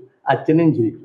ഞാനിത് പറഞ്ഞത് അപ്പോൾ ഇങ്ങനെ ഗവേഷണം നടത്താനാണെങ്കിൽ ധാരാളം വിഷയം ആകാശത്തിൻ്റെ കീഴിലുണ്ട്.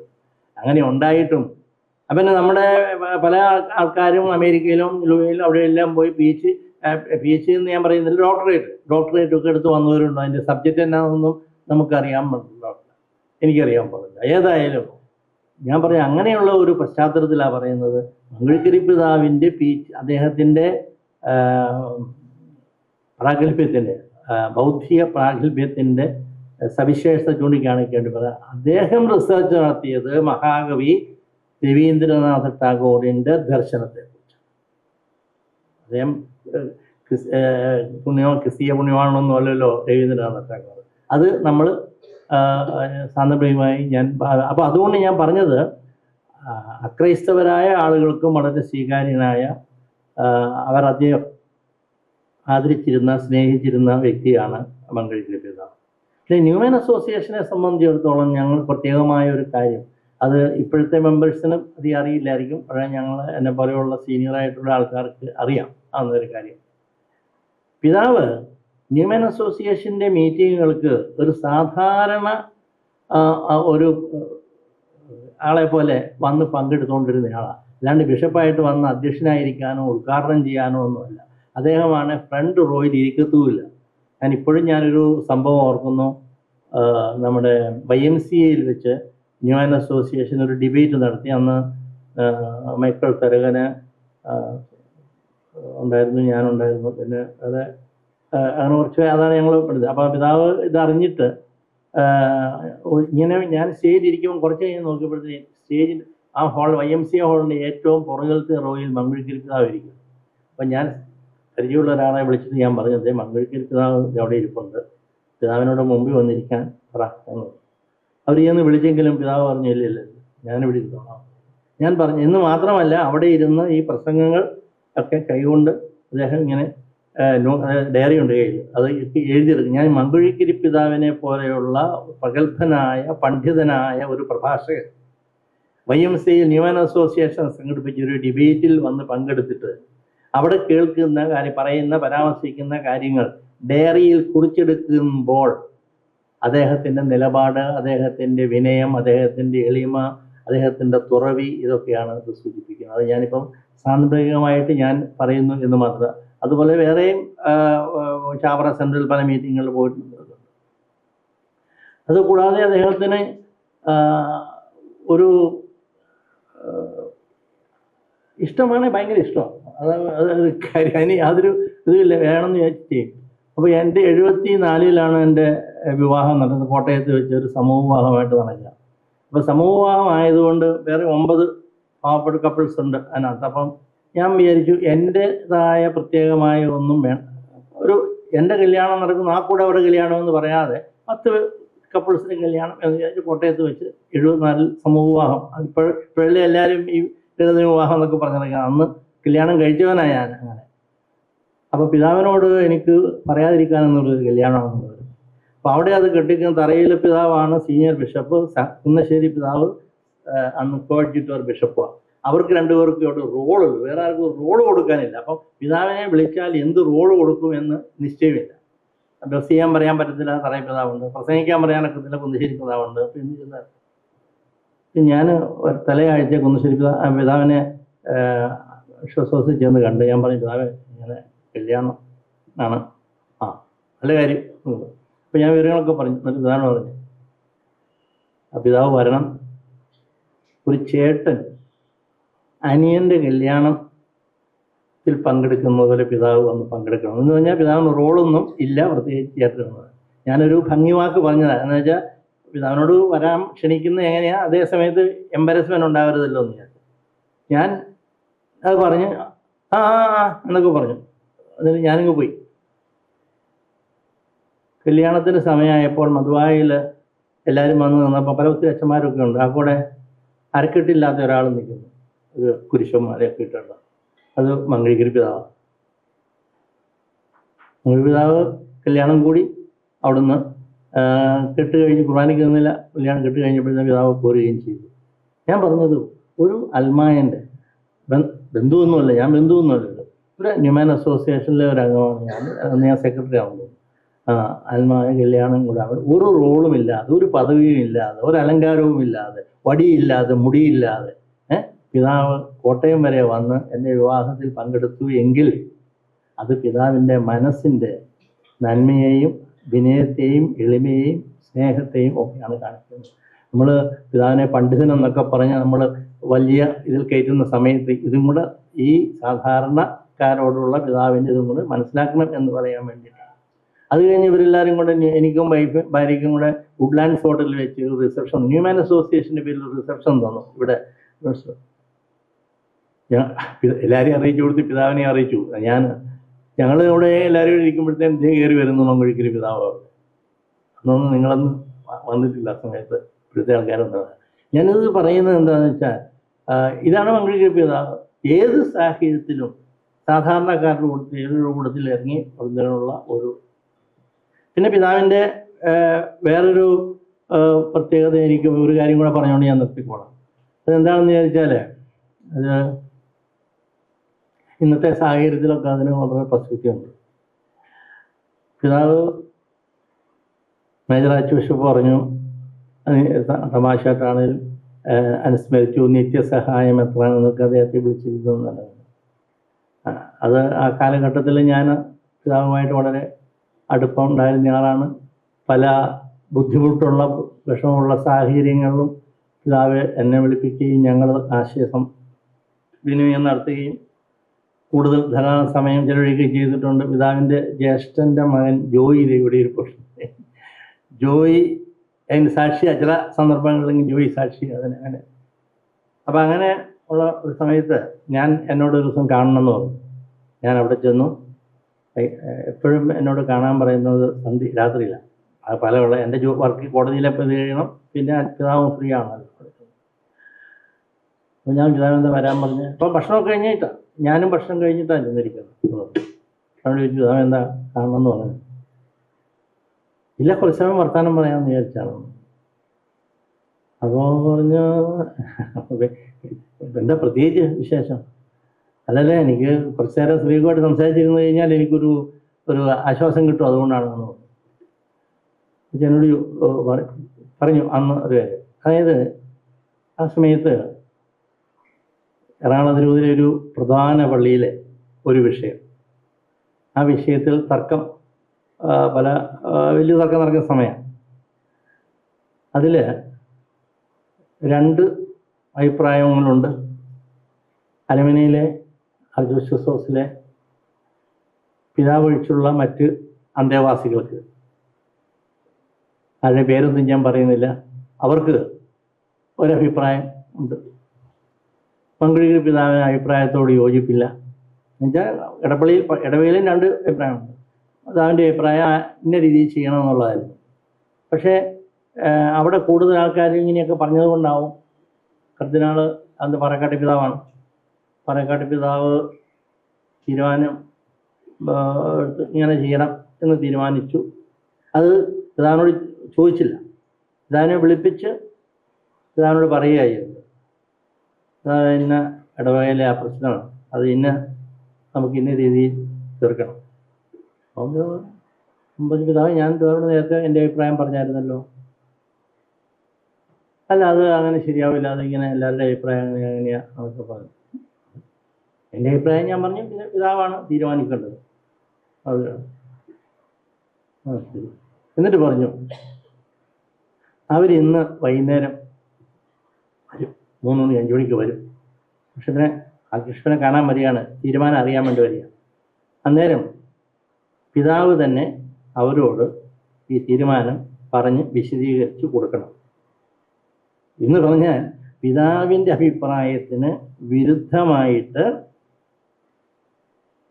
ഒരു തീരുമാനം എടുത്തിട്ട് ആ തീരുമാനം സ്വയം പാറക്കാട്ടി പിതാവ് തന്നെ അവരോട് പറയൂ, അല്ലെ വേറെ അച്ഛന്മാരാരെയും ചോദ്യം ചെയ്യുന്നതിന് പകരം ഈ എതിരഭിപ്രായം ഉണ്ടായിരുന്ന മങ്കുഴിക്കരി പിതാവിനോട് തന്നെ പിതാവ് അവരെ പറഞ്ഞ് ഇത് ബോധ്യപ്പെടുത്തണം എന്ന് പറയുന്നു.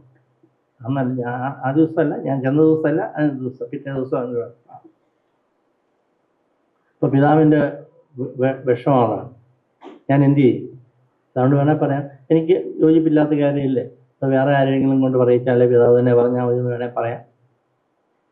അതല്ലെങ്കിൽ ഇല്ല, എന്നെ ഇതിന് നിർബന്ധിക്കണ്ടെന്ന് പറഞ്ഞ് നിർത്താം. പിതാവൊന്നും മിണ്ടിയില്ല, പോന്നു. എന്നിട്ട് അന്ന് വൈകിട്ട് എന്നോട് ഇതെല്ലാം ഈ വിഷമം പറഞ്ഞു. ഞാൻ വിശ്വസിക്കാത്തൊരു കാര്യം, അത് നല്ലതാണെന്ന് അവരെ പറഞ്ഞ് എൻ്റെ മങ്കുഴി പിതാവ് പറഞ്ഞാൽ അവരെ പറഞ്ഞ് ബോധ്യപ്പെടുത്തുമെന്ന് പാറക്കാട്ടി പിതാവിന് ബോധ്യമുള്ളത് കൊണ്ടായിരിക്കണം ഇത് പറഞ്ഞത്. ഞാൻ ഇടവകയുടെ പേര് മനഃപൂർവ്വം പറയാത്ത എന്തിനാ അത് പ്രശ്നം ഉണ്ടാകുന്നത്. എന്നോട് ചോദിച്ചു, എന്നിട്ട് എന്നോട് ചോദിച്ചു ഞാൻ എന്ത് ചെയ്യണമെന്നാണ് സിറിയക്കിൻ്റെ അഭിപ്രായം എന്ന് ചോദിച്ചു. ഞാൻ പറഞ്ഞത് എൻ്റെ അഭിപ്രായമല്ല പ്രധാനം, പിതാവിൻ്റെ നിലപാട് എന്താണെന്നുള്ളതാണ്. ഞാൻ എൻ്റെ പിതാവിനെ അനുസരിക്കാൻ പോവാ. ഞാൻ എൻ്റെ പിതാവിനെ അനുസരിക്കാൻ പോവാ. പിതാവ് അവരോട് സംസാരിക്കാൻ പോവാണ്. അതെ, എന്നിട്ട് പറഞ്ഞു, വലിയ പിതാവോ മറ്റച്ഛന്മാരോ പറയുന്നതിനേക്കാൾ ശക്തമായും യുക്തിയോടുകൂടി ഞാൻ അവരോട് ഈ നിലപാടിന് വേണ്ടി ഞാൻ വാദിക്കും. അപ്പോൾ എന്നോട് ഞാൻ ചോദിച്ചു, പിതാവേ, വലിയ മാനസിക സംഘർഷമുള്ള ഒരു കാര്യമാണല്ലോ അത്. അപ്പം അന്നേരം എന്നോട് പറഞ്ഞു, അതാണ് ഈ പട്ടമേൽക്കുമ്പോൾ, അതായത് മെത്രാൻ പട്ടമേൽക്കുമ്പോൾ ഞങ്ങൾക്ക് കിട്ടുന്ന കുരിശ്. കുരിശെടുത്തിട്ട് കാണിച്ചു, ഇതൊരു സിമ്പിളാണ്. അതായത് സഭയ്ക്ക് വേണ്ടി നീ വഹിക്കാൻ പോകുന്ന കുരിശുകളുടെ സിമ്പിളാണ് ഈ കഴുത്തുള്ളത്. അതുകൊണ്ടാണ് ഞാൻ പലപ്പോഴും അരക്കെട്ട് കെട്ടാറില്ലെങ്കിലും ഞാൻ കുരിശും മാലയും ഉപയോഗിക്കാറുണ്ട്. ഞാൻ അരക്കെട്ട് കെട്ടാറില്ലെങ്കിലും പലപ്പോഴും കെട്ടാറില്ലെങ്കിൽ കുരിശും മാല കൂടാറ്. ഇവിടെ തന്നെയാണ് ഞാനിപ്പോൾ വന്നിരുന്നപ്പോൾ ഞാനത് പ്രത്യേകം ശ്രദ്ധിക്കായിരുന്നു. ഞാൻ രണ്ടും പുരോഹിതരാണ്, സ്ഥാനത്ത് വ്യത്യാസമുണ്ട്. നമ്മുടെ പാലക്കാപ്പള്ളി അച്ഛന് കുരിശും മാലയും കുരിശില്ലല്ലോ പുറമേ ഇല്ല, പിതാവിന് കുരിശുണ്ട്. അകത്ത് കുരിശ് കാണില്ലെന്ന് ഞാൻ പറയുന്നില്ല, അതല്ല ഞാൻ പറഞ്ഞത്. ഞാൻ പറഞ്ഞ് ഈ സ്ഥാനമഹിത്തിനോട് ചേർന്നുള്ള കുരിശിനെ കുറിച്ചാണ് ഞാൻ പറഞ്ഞത്. അപ്പോൾ ഞാൻ പറയുന്നത് കുരിശ് പിതാക്കന്മാർക്ക് പറഞ്ഞിട്ടുള്ളതാണ്. അത് ആ കുരിശിൽ നിന്ന് അവർക്ക് ഒഴിവാകാൻ പറ്റത്തില്ല. ആ കുരിശ് ഇട്ട് ഓടിപ്പോകാനും പറ്റത്തില്ല. അതുകൊണ്ട് ഇത് ഞാനിപ്പോൾ പറയാൻ കാരണം പാലക്കാപ്പിള്ളച്ചൻ ആരംഭത്തിൽ ചില കാര്യങ്ങളൊക്കെ സൂചിപ്പിച്ചതുകൊണ്ട് മംഗഴിക്കരി പിതാവും തറയിൽ പിതാവും ഞാനും കൂടെ കോട്ടയം ബിഷപ്പ് ഹൗസിൻ്റെ ഗോവണി ഇറങ്ങി താഴെ ഇവിടെ വന്നു, മണിമുറിയിൽ വന്നു. നമ്മുടെ ആർലൂരിൽ വന്നപ്പോൾ തറയിൽ പിതാവ് പതിവ് പോലെ ഇതുപോലെ ചുവന്ന കെട്ടിയിട്ടുണ്ട്, മാലയൊക്കെ കെട്ടിയിട്ടുണ്ട്, ഒക്കെ ഉണ്ട്. മംഗഴി പിതാവിൻ്റെ കഴുത്തിലൊരു ഈ കുരിശ്, മാലയും കുരിശും, നമ്മുടെ മാല വെള്ളി എന്നുള്ള മാലയും കുരിശും അരക്കിട്ടില്ല. അപ്പോൾ ഈ കാറയിലോട്ട് പുറത്തേക്ക് ഇറങ്ങണമല്ലോ, മുറ്റത്തേക്ക് ഇറങ്ങുന്ന സമയം വന്നപ്പം പെട്ടെന്ന് മംഗഴിക്കരി പിതാവ് പോക്കറ്റിൽ നിന്ന് ഒരു സാധനം പുറത്തെടുത്തു. അത് ഈ അരക്കട്ട. അത് എനിക്ക് മനസ്സിലായി തറയിപ്പിതാണ്. അപ്പം മംഗഴിക്കരി പിതാവ് തറയിപ്പിതാവിനോട് ചോദിക്കുകയാണ്, പിതാവേ ഇതങ്ങ് കെട്ടിയേക്കാം അല്ലേ? അതായത് ഈ തറയിപ്പിതാവിന് ഇഷ്ടമില്ല ഈ മെത്രാന്മാർ കെട്ടില്ല നടക്കുന്നത്. അദ്ദേഹത്തിന് തറയിപ്പിതാവിനെ വളരെയധികം ആദരിച്ചിരുന്ന ബഹുമാനിച്ചിരുന്ന ആളാണ് മംഗഴിക്കരി പിതാവ്. തമ്മിൽ ഭയങ്കര ഇഷ്ടപ്പെട്ട് കൊണ്ടുവരുന്ന കാര്യം ഭയങ്കര ഇഷ്ടമാണ്. അത് കാരണം ഒരു വിധത്തിലും തറയിൽ പിതാവിനെ ഒഫൻഡ് ചെയ്യാനോ അല്ലെ അദ്ദേഹത്തെ അവഗണിക്കാനോ അദ്ദേഹത്തിന് താല്പര്യമില്ലാത്തതുകൊണ്ട് മംഗഴിക്കരി പിതാവ് ഇത് പോക്കറ്റ് ഇട്ടുകൊണ്ടാണ് വന്നിരുന്നത്. അപ്പം ഇതെടുത്ത് പിതാവ് ഇതും കിട്ടിയേക്കാം അല്ലേ എന്ന്. അപ്പം തോമസ് തറയിൽ പിതാവ് yes, the soldier has his uniform, the dog has its belt, you may tie it. The soldier has his uniform, the dog has its belt, you may tie it. ആ നർമ്മ സംഭാഷണം കൂടി അനുസ്മരിച്ചുകൊണ്ട് അഭിവന്യ മംഗഴിക്കരി പിതാവിൻ്റെ പാവന സ്മരണയ്ക്ക് മുമ്പിൽ ആദരാഞ്ജലികൾ അർപ്പിച്ചുകൊണ്ട് മംഗഴിക്കരി പിതാവിനെ ഈ കാലഘട്ടത്തിൽ നമുക്ക് വളരെയധികം നഷ്ടപ്പെടുന്നു എന്നുള്ള ആ വ്യഥ പങ്കുവെച്ചുകൊണ്ട് ഞാൻ എൻ്റെ അനുസ്മരണ പ്രസംഗം ഉപസംഹരിക്കുന്നു. നമസ്കാരം. സഹൃദയത്തിൻ്റെ പാരസ്പര്യം സമ്മാനിക്കുന്ന സമ്പന്നത, അതിൻ്റെ സമോഹനത, അതിൻ്റെ സമ്പൂർണത എന്ന് വേണം മംഗഴിക്കരി പിതാവും ആദരണീയനായ ശ്രീക് ജോസഫ് സാറും തമ്മിലുള്ള ബന്ധം എന്ന് ഞാൻ വിശ്വസിക്കുന്നു. Thank you very much Sreek sir. എൻ്റെ മനസ്സിൽ ഇപ്പോൾ വരുന്ന ഒരു ഗാനമുണ്ട്. മഹാപുരോഹിതന്മാർ ഔദ്യോഗിക സന്ദർശനം നടത്തുമ്പോൾ ഔപചാരികമായിട്ട് അവരെ സ്വാഗതം ചെയ്തുകൊണ്ട് ആനയിക്കുമ്പോൾ ആലപിക്കുന്ന ഗാനമാണത്. എച്ച് എ സാച്ചർദോസ് മാന്യൂസ് ക്വി ഇൻ ദിയേബൂസ് സുയിസ് പ്ലാക്വിത് ദേവോ. ദൈവത്തെ സദാ പ്രീതിപ്പെടുത്തിയ മഹത്വപ്പെടുത്തിയ മഹാപുരോഹിതനിത. പൂർവികർ ആരും മരിക്കുന്നില്ല, യഥാർത്ഥത്തിൽ അവർ മരിക്കുന്നത് നമ്മൾ അവരെ വിസ്മരിക്കുമ്പോഴാണ് എന്ന് പറഞ്ഞത് മിലൻ കുന്ദേരയാണ്. അപ്പോൾ ഈ യോഗം തന്നെ വെളിവാക്കുന്നത് എന്താണ്? മംഗഴിക്കരി പിതാവ് നമ്മുടെ ഹൃദയത്തിൽ മനസ്സിൽ ഇന്നും ജീവിക്കുന്നു എന്നുള്ളതാണ്. അദ്ദേഹത്തെ പോലെയുള്ള മഹാനുഭവന്മാരുടെ അഭാവം സഭയ്ക്ക് ഇന്ന് അനുഭവവേദ്യമാണ് എന്ന് പലരും എന്നോട് പറഞ്ഞിട്ടുണ്ട്. സ്നേഹമുള്ള പലക്കെ പറഞ്ഞു വെച്ചാൽ നാട്ടു അല്ലെങ്കിൽ അത്യാവശ്യമായിട്ട് പോകേണ്ടി വന്നു. ഇവിടെ ഇന്നത്തെ ഈ മീറ്റിങ്ങിൻ്റെ ശരിക്കും പറഞ്ഞാൽ ഇതിൻ്റെ കാരണക്കാരൻ എന്ന് പറഞ്ഞു കഴിഞ്ഞാൽ ജോസഫാണ് എന്ന് പറഞ്ഞാൽ അത് അറിയപ്പെട്ടില്ല. കാരണം യുവൻ അസോസിയേഷൻ നേരത്തെ ഇങ്ങനെ ഒരു പരിപാടി ഉള്ളതെന്ന് ആലോചിച്ചു. അതിനു മുമ്പ് തന്നെ അദ്ദേഹം എന്നോട് പറഞ്ഞു, മംഗഴിക്കരി പിതാവിൻ്റെ മരണം ജൂൺ 11-ാം തീയതിയാണ്. ആ ജൂൺ 11-ാം തീയതി തന്നെ നമുക്ക് ആഘോഷിക്കാം. അത് ഇന്നലെയാണ്. അപ്പോൾ ഞാൻ പറഞ്ഞു തീർച്ചയായിട്ടും നമ്മൾ ആഘോഷിക്കുകയല്ല, അദ്ദേഹത്തെ സ്മരിക്കുന്നു. അപ്പോൾ ഞാൻ മറ്റുള്ള കാര്യങ്ങൾ ഞാൻ പോകുന്നില്ല. മങ്കുഴിക്കൽ പിതാവിനെ ഒറ്റ വാക്കിൽ ഞാൻ പറയുകയാണെങ്കിൽ അദ്ദേഹം മനുഷ്യനെ അറിഞ്ഞു. ഞാൻ നിനക്ക് വേണ്ടി എന്ത് ചെയ്യുന്നുവോ അത് നിന്നിൽ നിന്ന് ഞാൻ പ്രതീക്ഷിച്ചിട്ട് വേണം അത് ചെയ്യാൻ.